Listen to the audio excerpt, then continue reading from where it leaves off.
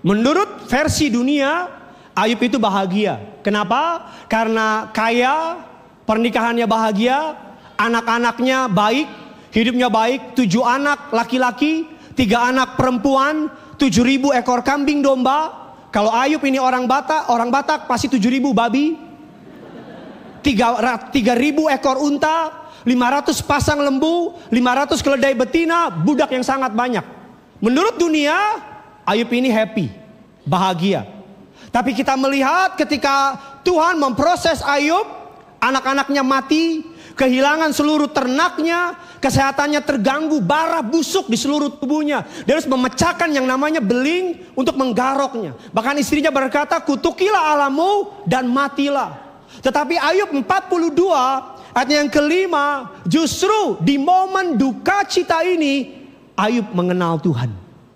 Mari sama-sama kita baca Glotamres 3, 2, iya.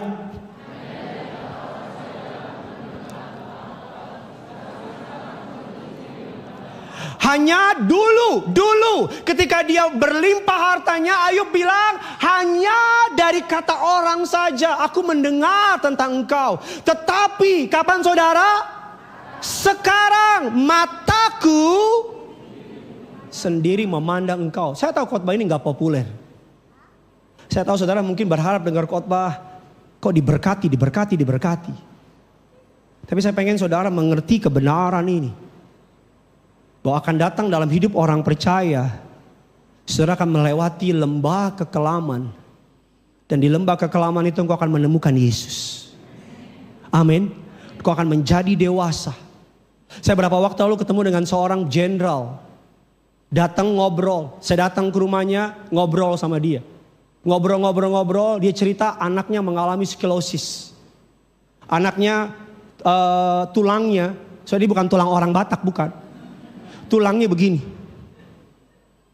Tulangnya melengkung. Dia bilang, Pak Pendeta sebagai seorang ayah, saya khawatir.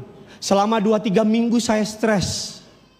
Tapi ketika saya datang sama Tuhan, karena kenapa? Karena sklerosis kalau berbahaya saking bengkoknya, takut nyerang jantung atau paru-paru. Saya bukan dokter, saya nggak tahu nyerangnya kemana. Jadi bahaya.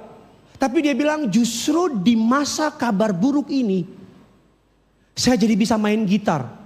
Dia beli gitar, dalam 2 bulan dia jadi bisa main gitar. Walaupun cuma bisa kunci C. Dia bilang sama saya. Dia bilang justru di masa sukar ini kami ngalamin Tuhan. Kami tiap malam nyembah jadinya.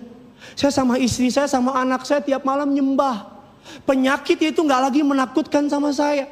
Penyakit itu gak lagi curi damai sejahtera saya, Pak Pendeta. Justru di momen ini saya sama istri sama anak kami paling dekat.